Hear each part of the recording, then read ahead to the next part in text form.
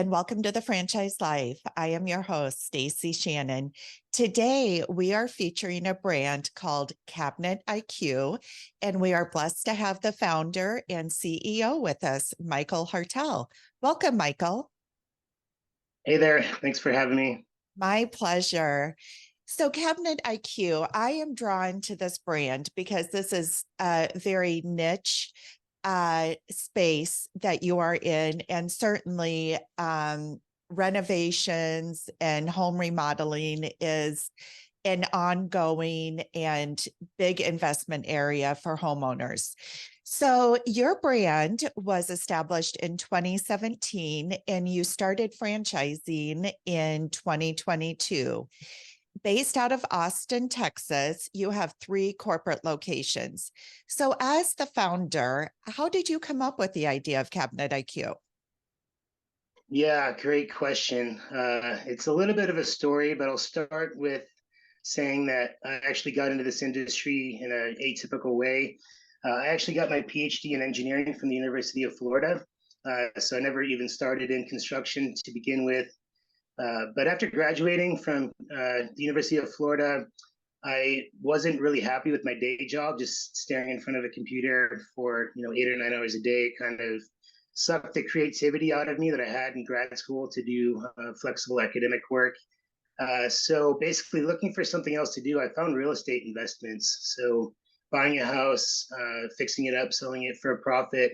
It was able to basically pay me more than I was making at my day job. So I ended up quitting around 2015. I got into construction full time, doing investments. And then from there, people asked me to remodel their houses, started remodeling for clients. And within a couple of years of the industry, being in the industry, I found a really interesting problem, and it ended up being in cabinets.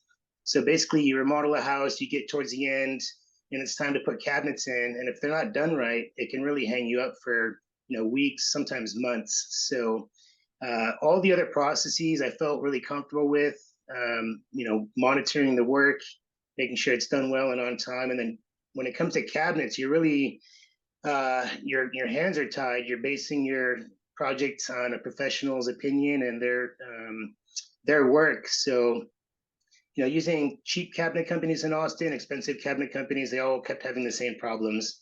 So around 2016, I took it into my own hands and started teaching myself kitchen design and doing my own projects, ordering my own cabinets, installing my own cabinets. And at that point, I could control the work. So I started helping other remodeling friends, and then friends of friends. And then 2017, I had people calling me that I had never met, asking me to help them. So that's kind of the evolution of how it turned into a real business.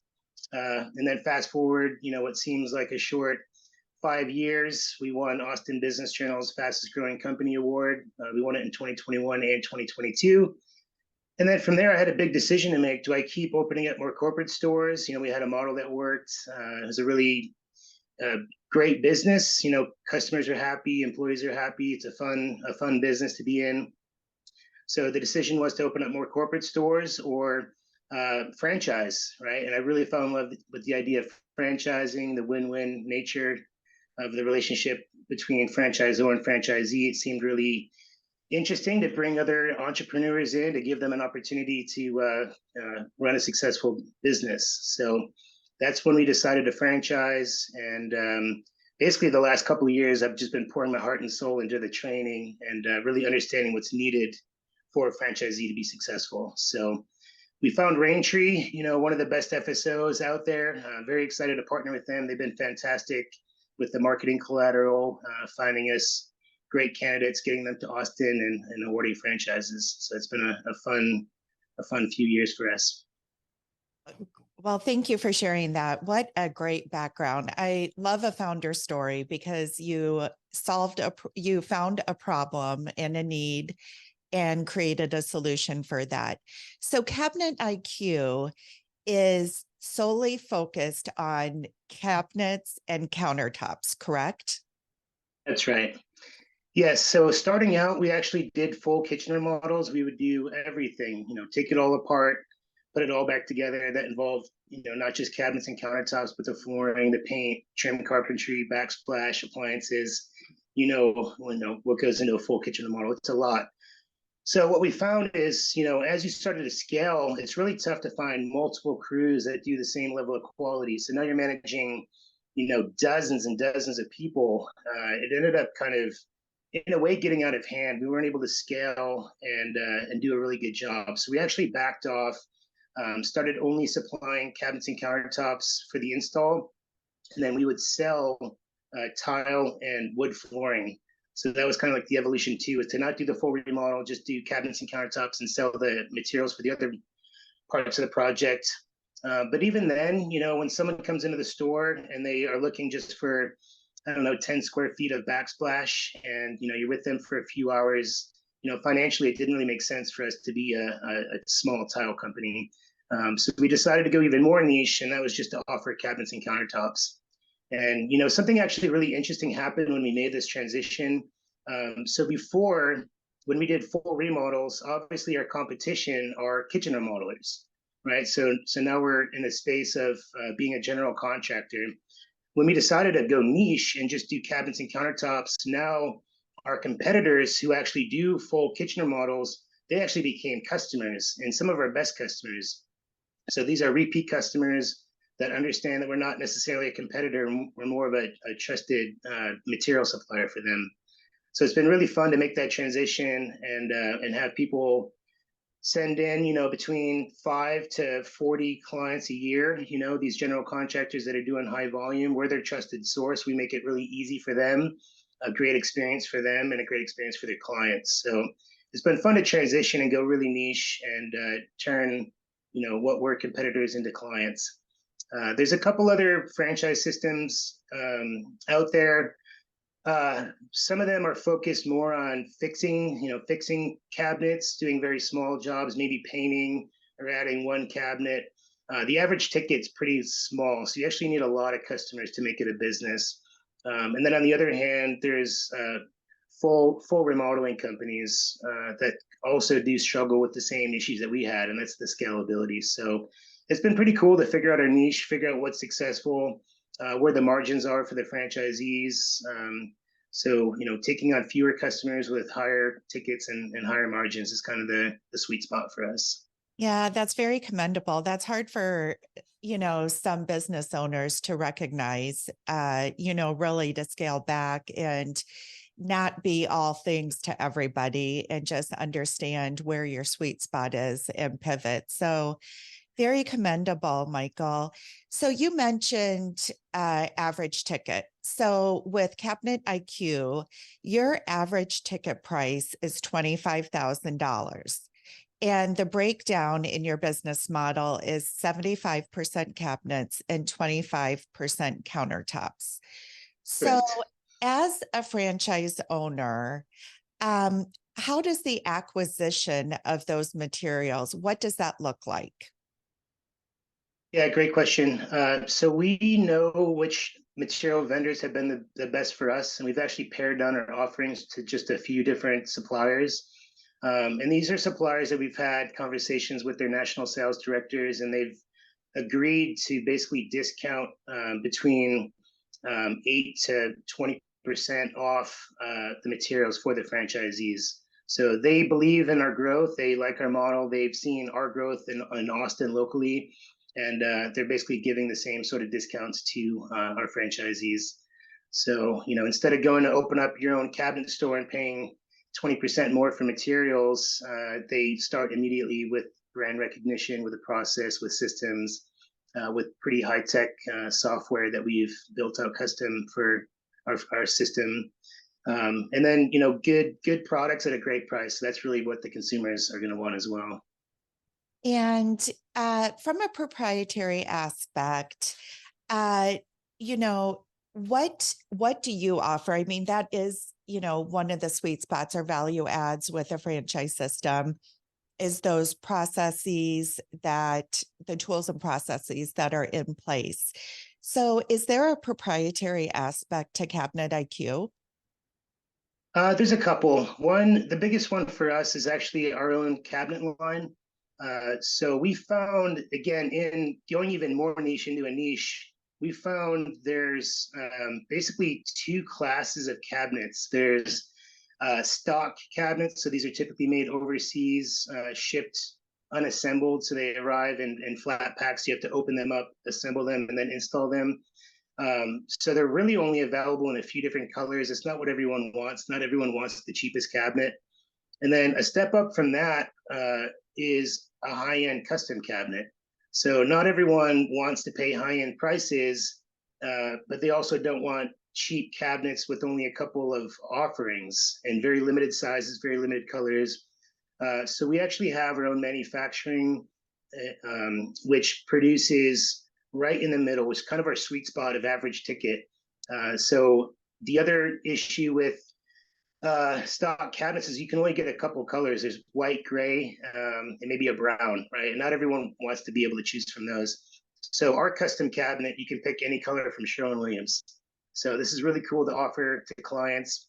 We actually had someone last week that came in with a baby blue purse, and she said, I'd like to be able to match this. This is my favorite color. Can you guys produce a cabinet like this? And we said, we sure can. So we opened up the Sherwin-Williams fan deck of colors, and she picked the perfect one for her. So that was pretty neat. So manufacturer direct, we're actually not marking up these materials at all. Our cost is the franchisee's cost, and it ends up being about half of what they would expect to pay from another cabinet brand. So we're not reselling, this line. We're not reselling other people's cabinets. This is our own manufacturing for the franchisees. So that's really special. It's a good niche. That product has done extremely well for us. And then the other one is some software that we built out. It's a proprietary budgeting software. So, this is an interesting statistic from the National Kitchen and Bath Association. The average number of kitchen remodels that a homeowner does in their lifetime is 1.2, right? 1.2. So that's pretty much one, which means that they've never done it before. And, we do about 300 remodels a year. So we have a lot of data on people and kind of the interactions. And we've noticed that some people walk in and they say, I don't know if this is $10,000 or $100,000. We don't really have a budget. I kind of know what I want, but we don't know where to get started. There's a lot of companies out there that'll just take that as an opportunity to go to someone's job site, measure, spend, almost a whole day on a design, give a client the design and the price. And then they're like, oh, $50,000. I thought this was, $20,000. And then the whole deal goes away and you just wasted a lot of time. So we saw this as a reoccurring problem. And with the number of remodels that we've done, we built a proprietary software that we can take just two numbers from someone's kitchen and turn it into a quote. And this is the linear foot of uppers. So basically the length of the upper cabinets and then the length of the lower cabinets. So the upper cabinets are cheaper typically than the lower cabinet. And those two numbers are never the same. So it's not like you can plug in just one number. So the two numbers is the most simple way to get down to the measurements in the kitchen. We plug it into our software, and it actually spits out budget ranges for every single one of our cabinet lines. And then it's our job, that's part of the reason we named the company Cabinet IQ, is to educate the clients on what good, better, and best look like and let them make a decision for themselves. So we don't sell people cabinets. We basically let them choose from our offerings. So instead of being pushy and saying, here's the cabinet you want to buy, Mrs. Smith, it's more like a conversation. Mrs. Smith, I know this is a little bit complicated, but we made it as simple as possible. Here's the good, better, and best prices. Here's what good, better, and best gets you, whether it's warranty, whether it's finish quality, hardware, all sorts of stuff. We break down what good, better, and best look like with the price ranges, and then ask them, which one do you think is best for you? And then once they find a product that works for them, we charge a $250 design consultation. So we will go to their house, but that's after an understanding of product, budget. They like us, they like the product, they like the price. The next step is really to take the final measurements, design, and then give them the final price for everything. And that process has worked out really well for us. It keeps everyone aligned from day one, as opposed to kind of, in a way, wild goose chases and spending your time with people that may not be clients of yours. That is very cool. A couple of years ago, so I'm from Iowa, and we moved to South Florida 3 years ago, bought an older house after having just built a brand new house in Iowa.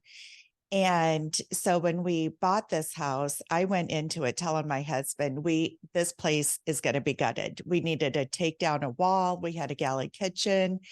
And so I went through a complete remodel, and everything you're saying resonates so much with, just having limited options as far as colors of products of the cabinets. Countertops I was really pleased with, but the cabinets, limited standard colors. But the quotes, I mean, I definitely wasn't given a good, better, best, and the prices just kept escalating.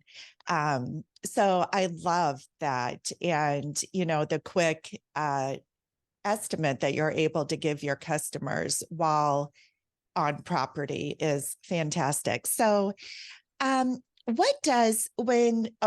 let's talk about the investment level. So, for an investment in Cabinet IQ for a single territory, it ranges from about 190,000 to 280,000. This is not a home-based business model. You do need some type of storefront, but you don't need to be in prime real estate space, correct? That's right. That's right. So we found that cabinets is more of an intent-based search, right? So when you need cabinets, you're going to look for them as opposed to you driving down the road, you see a smoothie shop, and you're like, "That's a good idea right now," and pull over. So what this allows you to do is not be in A plus or A real estate that keeps the cost down. So that's one way that we're able to keep the cost lower for the franchisees. The other thing is that, again, our national partnerships with these vendors, they've agreed to either pay all of the materials for the showroom or at a minimum 50%. And then so if something costs $10,000 for the showroom, they'll discount 5,000 off the bat, and then they'll allow them to pay off the other 5,000 over 18 months. And it basically it's called a memo bill. So 2% of the product that they sell goes to pay that off. So it ends up being free if they hit their sales targets. So really interesting build out that we've taken our vendors, designed the showroom to be the optimal shopping experience, and then asked our vendors to pay for all those materials. So it's obviously an investment for them, but they wouldn't do it if they didn't think that we were going to be successful. So really cool to partner with them. That investment level would be probably double that to build out a cabinet showroom, and it's something that we've been able to provide and keep the cost lower for our franchisees. That's fantastic. And talk me through what the hub and spoke model would look like for a franchise owner. Yeah, it's basically the model that we're running now is basically one central location. That's a showroom, that's our ops office, and a small warehouse to receive goods. We don't inventory anything, meaning everything that comes through our hands is already paid for by the client in full. So it's basically a small warehouse to keep extra stuff as it comes in. A lot of the shipments go directly to the customer's house, and we just manage that process internally. But the hub and spoke model is basically one central location that is, your hub. It's your whole team in ops and one designer that works out of that location, and then all the other stores after that that can open up are relatively smaller locations. So these can be in better real estate if you want for visibility, but it's only around 1,000 or 1,100 square feet. And it's basically a showroom, and it's only designed to have someone go there, buy stuff. But when the project kicks off, ops manages it out of the central location. So what it allows you to do is basically have multiple locations and have it all run through a central ops facility. Fantastic. And from an employee standpoint, this is a subcontractor model. Why did you choose subcontractor model versus a employee base? Yeah, great question. So we've tried both. We went back and forth several times over the years with both models. Honestly, the subcontractor model is more of a win-win for the employer and the employee, the subcontracted employee. This allows some flexibility around busy seasons as well. So when things get really busy, the amount of jobs we do in the summer is almost double what we do in the wintertime. That's just the natural cycle of construction. So this allows us to be more flexible with our staffing, and the subcontractor model is more of a direct cost to the job as opposed to the overhead. So it keeps the overhead down for the organization. And honestly, subcontractors want to work piecework. They want to get in, do a really good job, leave, and know exactly what they're going to get paid. There's more of an incentive, honestly, to get work done more efficiently and have really high quality. The way that we pay our subcontractors is set up so that they understand that they don't get paid until the job is 100% finished with the customer signed off, very happy. So they know, from the moment they walk into the house until they leave, they're there to do a good job, clean up after themselves. And we incentivize them to get 5-star reviews. So when their name is mentioned in a review, they get a pretty generous bonus. It's pretty, it's honestly a little bit expensive for us, but the value is there because they know that when they do a good job and they get a good review, that they make a pretty nice bonus. So as opposed to getting tipped, we actually tip them. So when we switch to this subcontractor model, paying, referral or not referral, but kind of performance bonuses based on reviews, our customer service, skyrocketed. And then, customer satisfaction, net promoter score, all those went through the roof. So it's a culture that you build. It's a 5-star culture. That's the expectation. 5 stars is like the minimum that we accept at the company. So finding subcontractors that want to do good work and be a part of our family, that's been a key to our success. That is fascinating. Many times when I'm talking to prospects about business models that do utilize subcontractors, there's somewhat of a fear that sets in because it's number one, it's an unknown to them. How are they going to get subcontractors? Are there going to be subcontractors available when they need a job? But what you've just articulated, you are creating a culture where those subcontractors, given its performance base, there's incentives there, they're going to want to keep coming back and working with Cabinet IQ business owners. I mean, those are incentives that are not in place. I mean, just across industries. So I love that. All Yeah, right. just one more thing too. Yeah. Just something that's interesting about the subcontractor model is we set them up for success, right? Imagine a cabinet company that sold 12 feet of cabinets on a 10-foot wall, and the subcontractor shows up and can't do anything that day, and he has to go home and he makes $0. Which is, I know that sounds crazy, but that's like industry standard to screw stuff up in kitchen remodeling. So the way that we built our systems, our checkpoints, our checklists, when they show up, they have everything they need from start to finish. The customer's been communicated with, frequently. They know exactly when we're coming. Uh, all of the parts are checked in. We're not missing anything. We actually verify the job site's ready for them. We're not going to send them to a job that has 50 sheets of sheetrock piled up in the kitchen and expect them to move it.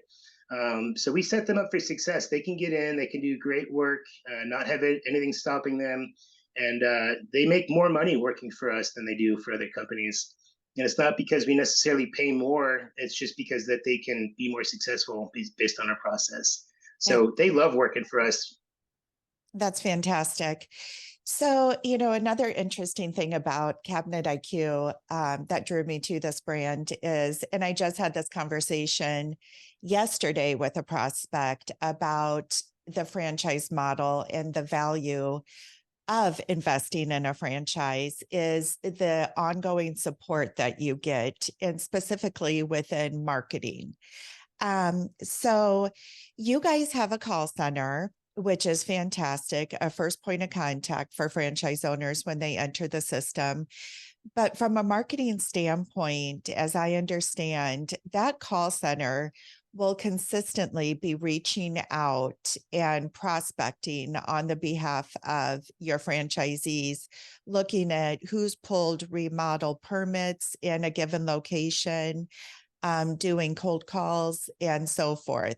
Can you just expand upon that just a little bit? Sure. Yeah, it's a little secret of ours, but it's totally fine. I'm open to talking about it. It's really successful, and I'm sure other people are gonna take this and maybe make their businesses better too. But basically, we have a call center, and uh, so full time they are calling active construction permits in the city. So what that means is someone pulls a remodel permit for a kitchen or a new home or for a remodel. All of that information is public across the nation in each municipality. So we're actually calling them up and saying, congratulations on getting your permit approved for 123 Main Street. Can I ask what you plan to do for your cabinetry? And, sometimes people, it kind of catches them off guard a little bit.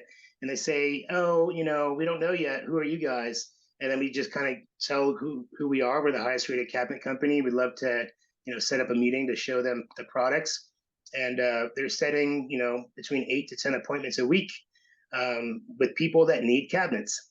So marketing doesn't have to be any simpler than finding the right person at the right time and having the product that they're looking for. So this is a direct way to do that, and it's been really successful for us. It's on autopilot, and that's been a big driver of our B2B business. That's fantastic. All right, Michael, on a last note, as the founder of Cabinet IQ, who are you looking to partner with? What does your ideal franchise owner look like? And I know this can be owner operator or it can be semi passive with a general manager in place, but what attributes are you looking for? Yeah, that's an awesome question. I think what's the most important for me is someone that cares about people, someone that like genuinely wants to help someone. So kitchen remodeling, it can be stressful for a client, right? And they're choosing Cabinet IQ, and you have to care about their project. You can't fake caring. So that's really the number one thing for us is finding someone that wants to give back to the community to help their community to solve customer problems.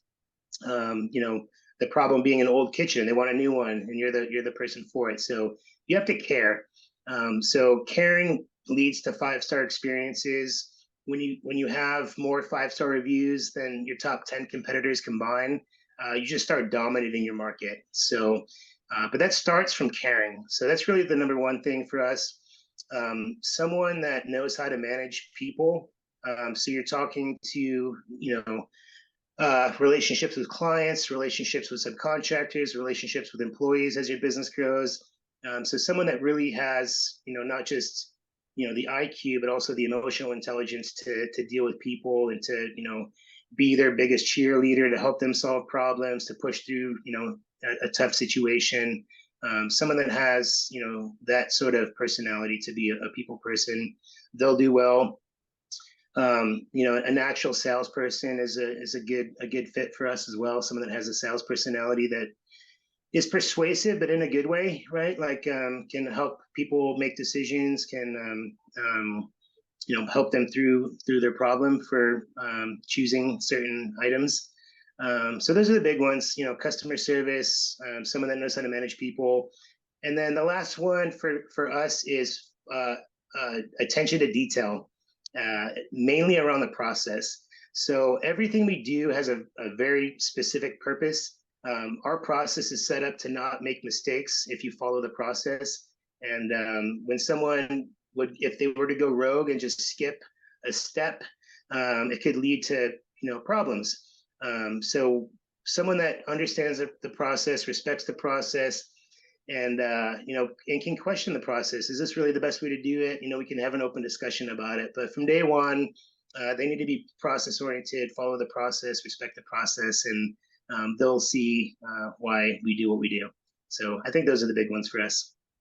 I think what's really important to highlight here is you did not mention prior experience in construction or remodeling or interior design or anything like that. So the soft skills that individuals hone in their corporate lives or everyday lives are very much attributable to this type of business. I Um, think so. Awesome. Well, Michael, thank you so much for taking the time to join us today. I'm excited to see this brand grow. I know it's an emerging brand, just started franchising in 2022, but you have been fine tuning this business model for the previous 5, 6 years now and partnering with Raintree from a franchise sales organization to really take the lead on that and let them do what they're best at. And you focusing on supporting the franchisees, I think is a fantastic move on your part. So, for anybody interested in learning more about Cabinet IQ, please feel free to reach out to me at Stacie at fusionfranchising.com. Thanks and have a great day.